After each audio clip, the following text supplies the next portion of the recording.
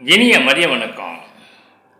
உங்கள் வாழ்க்கை அனுபவத்திலிருந்து ஒரு 10 கொள்கைகளை சொல்லுங்க அப்படின்னு சொல்லிட்டு நண்பர் ஒருவர் விமர்சன பகுதியில் கேட்டிருந்தார்.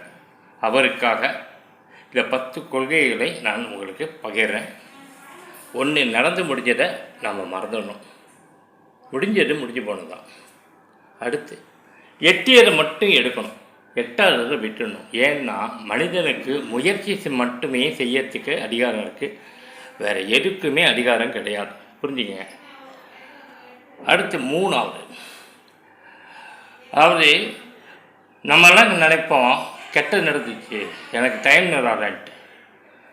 ஆசீர்வாதங்கள் எந்த ரூபத்திலையும் வரலாம், கெட்டதுலேயும் ஆசீர்வாதம் முடிந்திருக்கும் அப்படிங்கிறது அதோட நீதி. அதனால் கெட்டது நினைச்சேன்னு வருத்தப்படக்கூடாது.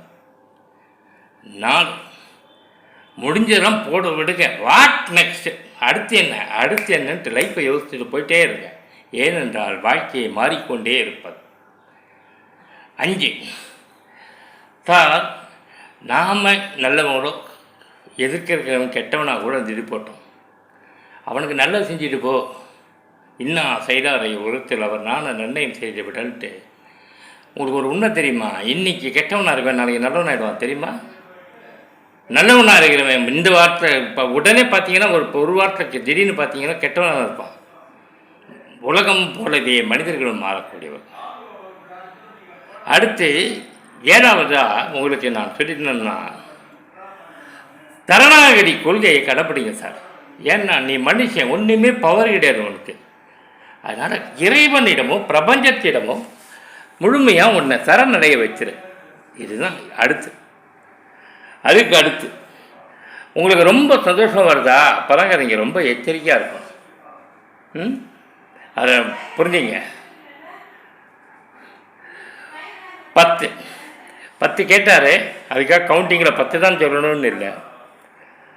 ஆசை விட விட ஆனந்தம் பெருகும். ஆசையை விடுங்க சார் ஒரு லெவலுக்கு மேலே. அடுத்து, என் வாழ்க்கையோட கொள்கையில் ஒன்று சார், கொஞ்சம் பகிரக்கூடிய மனசை வைங்க. பகிர்தல் தான். உங்கள்கிட்ட ஒரு 15 சட்டை இருக்குதுன்னு வைங்க, உங்களுக்கு 8 சட்டை போகிறோம், 10 சட்டை போகிறோம்னா மீதி 5 அடிக்க வச்சிட்ருக்காருங்க. ஆனால் ஒரு 2 சட்டையே எல்லாரும் எடுத்து கொடுங்க. ஒரு 20 பேண்ட் வச்சுருக்கீங்க, எக்ஸ்ட்ராவாக இருக்குது, ஒரு 2 பேண்ட் எடுத்து கொடுங்க, தப்பு இல்லை.